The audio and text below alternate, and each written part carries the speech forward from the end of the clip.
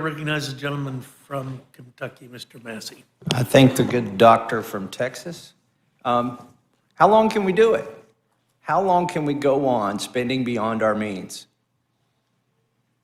I just wonder, until we're no longer the reserve currency. How long will that take at the current clip? I don't know. It depends on the other countries, really, who are, if any of them are managing their fiscal policy better than ours. How long can we go on spending beyond our means until the welfare benefits that the Democrats are so concerned about here today mean absolutely nothing because of inflation? It's already happening. I think it's been mentioned here today how much SNAP pays per meal for a meal. I don't know if the number was correct. It was something like $2. $2 doesn't go very far today. Thanks to what we have done here in Congress, thanks to the spending we have undertaken without doing anything to pay for it.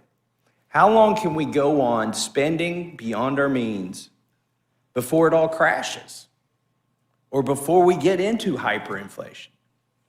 I think the irresponsible thing to do is to raise the debt limit without taking any measures to take us off of this path, this road to hell, paved with great intentions, but with no fiscal responsibility or accountability.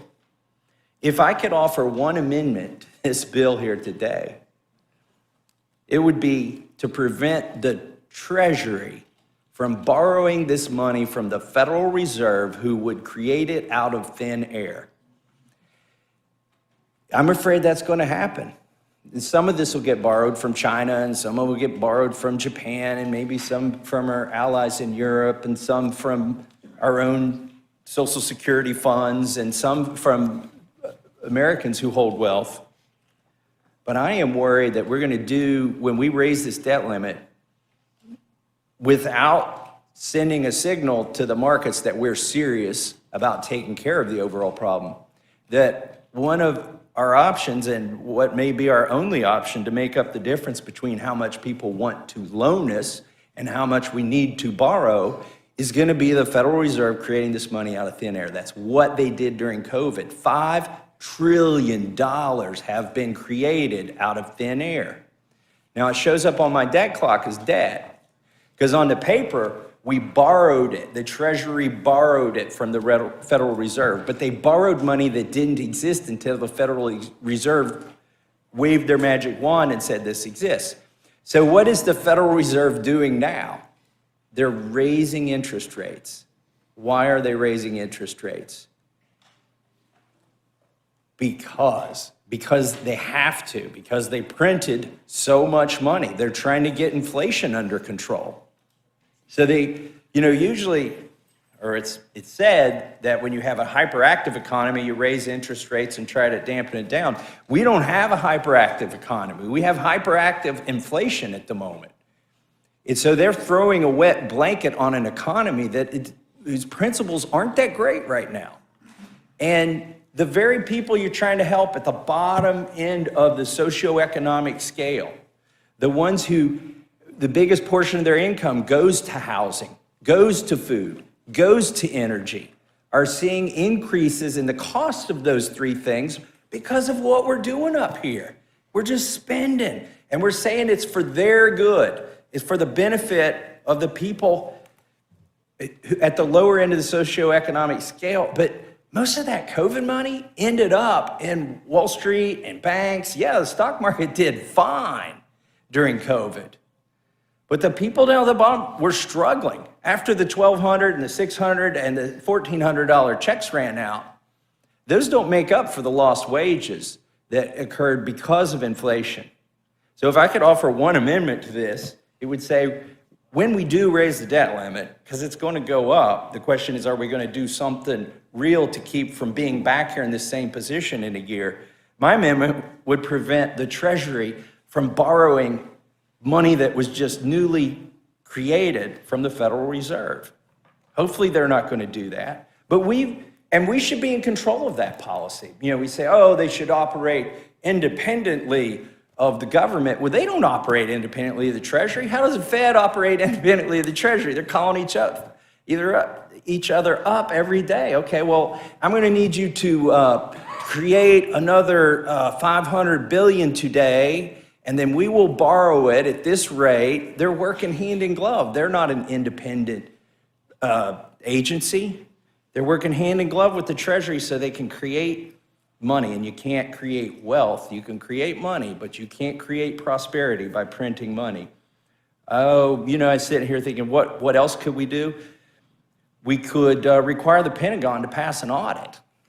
Are they audited? Yeah. Have they ever passed one? No. Where's the money going? That would be a good amendment to offer here. We could offer, we're talking about unobligated COVID funds. I'll yield if you got some more I'm ideas. happy to support the gentleman on the Defense Department amendment.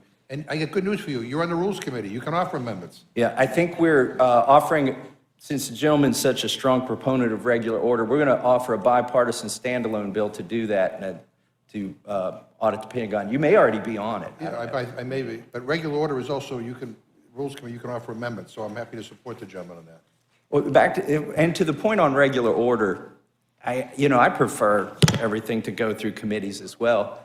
But the Democrats' position on the debt limit is it shouldn't go through a committee of jurisdiction. It shouldn't go through the Rules Committee. It shouldn't even be voted on the floor.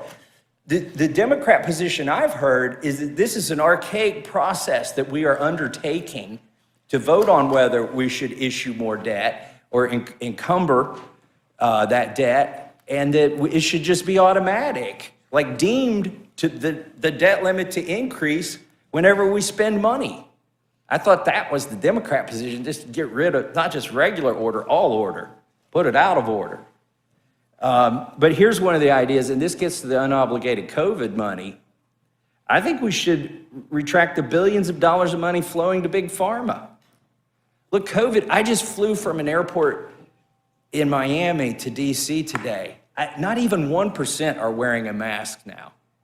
And we are still paying for ads. We're still funneling money to Pfizer. They're still being underwritten, hundreds of millions of dollars. Why are we doing that?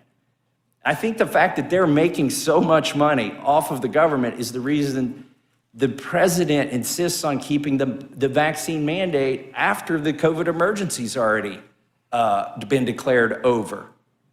But that's a place we could save money. Quit spending the COVID emergency money. Anyways, there was, many years ago, it used to be an order on the floor to offer an amendment, a privileged amendment, to rename a bill as soon as it passed. You had to be at the microphone.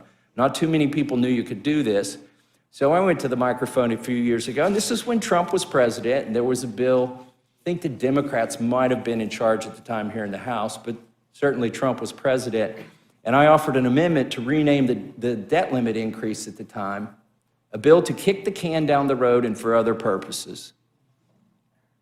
Yeah, my good friend here remembers that.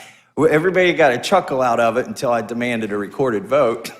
But we had 5 Democrats vote for that. And I remember one of them that was sitting close enough we could hear. A Democrat came up to him, I won't call him out, and said, "Why are you voting for Massie's amendment?" He said, "'Cause it's the damn truth."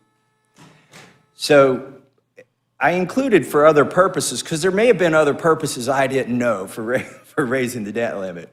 But our other purposes in this bill should include, if there are other purposes, the sort of things that we've got in here to get us back on a path to sanity. And so as not to take up too much more time, I know we've got votes coming up. I yield back to the chairman.